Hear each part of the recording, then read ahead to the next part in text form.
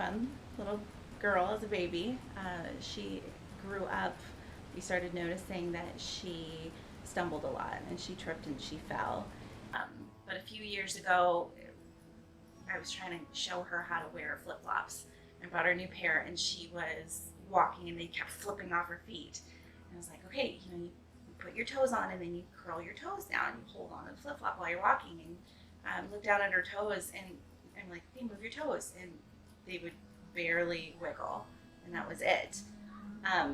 So we had an appointment with her pediatrician, and of course they didn't really know what to make of it, but they noticed that her reflexes weren't as strong as they'd like as well. So it was about October of last year where they called us, and I was at work at Jack White, and the nurse calls me, and she just said, she started talking real fast, said, that Isabel had the genes for giant axonal neuropathy, and she just started reading what she'd read on the internet. She said it's extremely rare, that as far as they know, there's 50 to 75 cases worldwide of children that have it, and then she kept apologizing.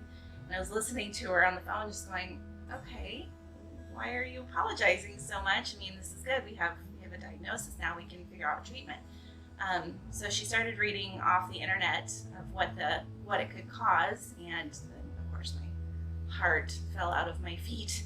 The first symptoms that these kids see is the lack of movement and feeling in their hands and toes, and then it just kind of moves inward and eventually can cause breathing issues, and it also affects the optic nerve, so it can affect their eyesight, and it also can affect their brain, and in some cases cause dementia, eventually leading to overall paralysis, and then the lungs usually are what cause death. The lungs. So again, on the internet, it said that life expectancy was no longer than the second decade of life. Also, everybody that we talked to confirmed that Isabel has to be a milder case because she was 7 at the time and she was walking without any braces on her feet, without a walker. She didn't need any kind of assistance, and most of the children by 5 are in a wheelchair. So clearly she's a slower progression. This means that we have hope again, that she's not going to have to deal with the lung failure and the dementia and the early death, that her issues may mostly be mobility, and that hopefully they will take a very, very long time to progress, and that she could maybe still be going to college with a walker instead of in a wheelchair. So that's our hope right now, and I have so many reasons to be hopeful. As of now, we just are going to do everything we can to make sure that her disease progresses as slowly as possible. So we're trying to do diet and keeping up with the physical therapy, and they've suggested doing equine therapy. Apparently that's really good for helping keep up her core strength.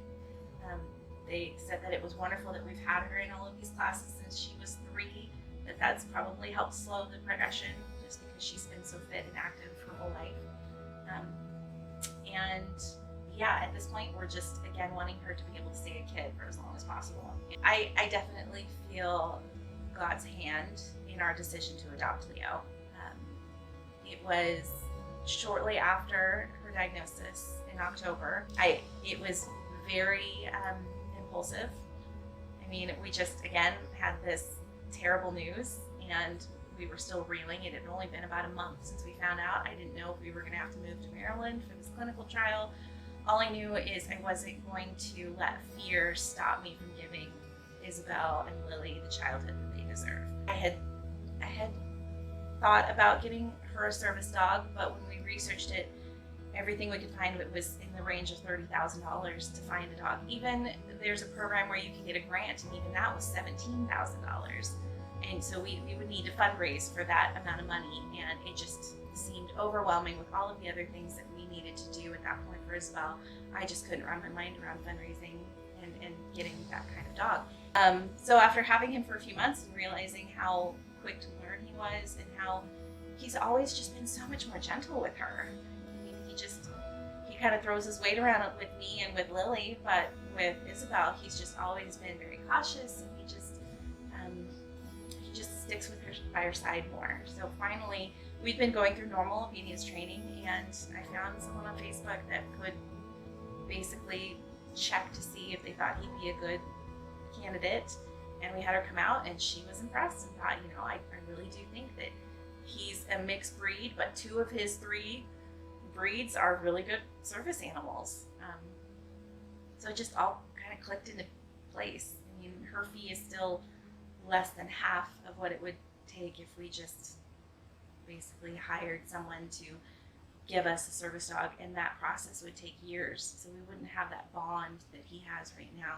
We have to develop it later. But I really truly feel that he was meant to be our dog and meant to be her service animal.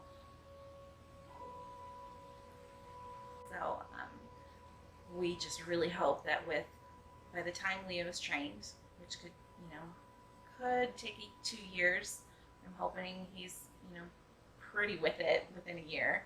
But within 2 years, if he can just be by her side at any point, if she starts feeling uneven, she can reach out and grab him, and he'll be right there to keep her on her feet, which that's so much easier for a kid to be running outside with the dog next to them than it is with a walker or a wheelchair or any of the other devices that would help her. I mean, he could go grab her things off the counter and help just minimize some of the little walking that she might need to do. But